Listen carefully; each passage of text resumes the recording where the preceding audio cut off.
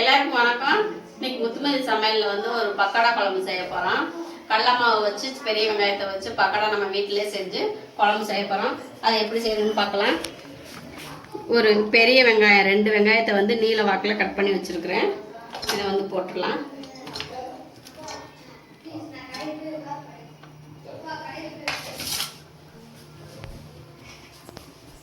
ஒரு ஸ்பூன் வந்து அரிசி மாவு, ஒரு ஸ்பூன் வந்து சின்ன சீரகம், பெருங்காயம் கொஞ்சோண்டு சோடா உப்பு, ஒரு ஸ்பூன் வந்து மிளகாத்தூள்.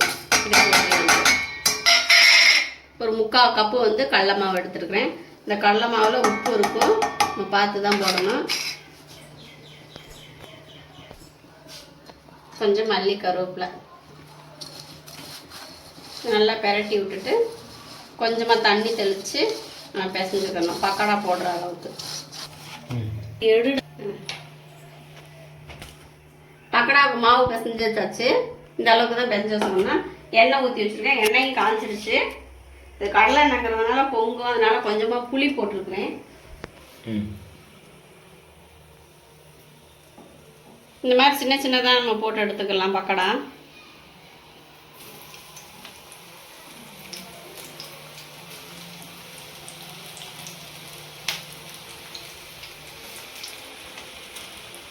இந்த மாவுலேயே உப்பு இருக்குது, நான் உப்புலாம் போடலை.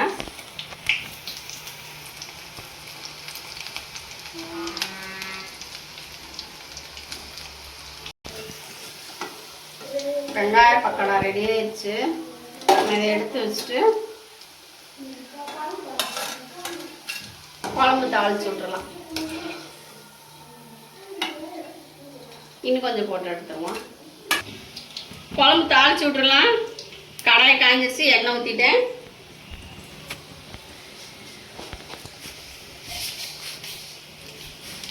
சோம்பு தான் போட்டு தாளிக்கணும். சோம்பு இல்லை, அதனால கடுகு போடுறேன். கொஞ்சம் சின்ன வெங்காயம், 2 பச்சை மிளகா தாளிக்கிறதுக்கு.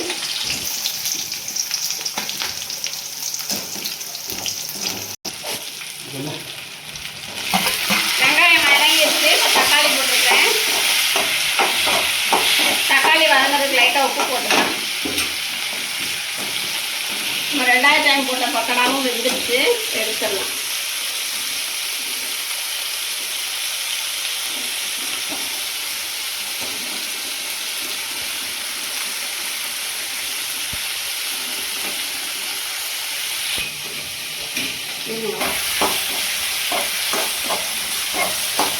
கருவேப்பிலை போடணும். கருவேப்பிலை வறுத்துட்டு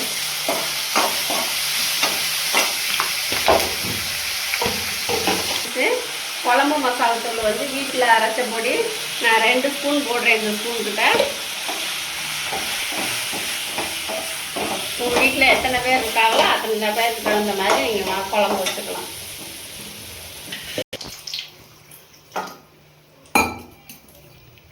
இந்த செம்புக்கு ஒரு செம்பு தண்ணி ஊற்றிருக்கிறேன் நான்.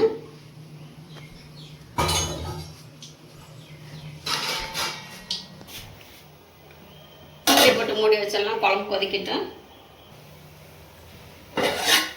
குழம்பு கொதிச்சிருச்சு. நான் வந்து இதில் என்னென்ன பொருள் சேர்த்தேன்னு நான் அரைச்சதை நான் வீடியோ காமிக்கல. ஒரு ஸ்பூன் வந்து சோம்பு, கொஞ்சம் தேங்காய், ஒரு ஸ்பூன் வந்து பொட்டுக்கடலை, இது 3 தான் அரைச்சிருக்கேன். இதை வந்து ஊற்றிடலாம்.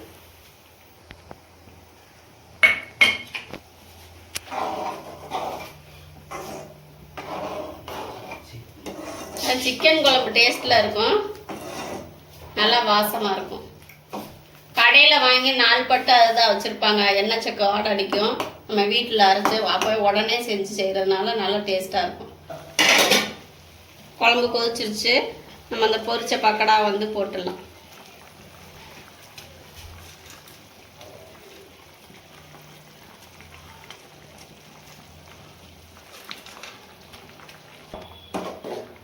ஒரு 2 நிமிஷம் கொதிக்கிட்டு நம்ம சர்வ் பண்ணிடலாம்.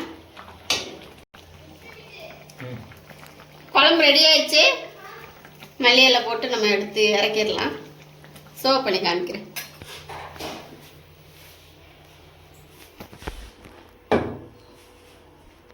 பக்கோடா குழம்பு ரெடி ஆயிடுச்சு.